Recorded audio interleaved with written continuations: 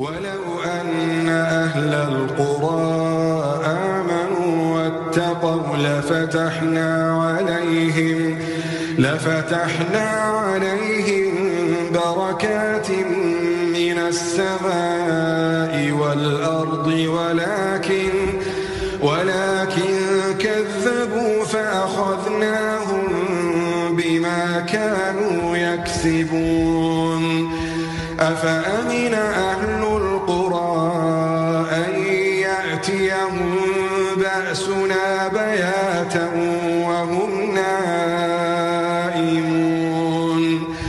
أوأمن أهل القرى أن يأتيهم بأسنا ضحى وهم يلعبون أفأمنوا مكر الله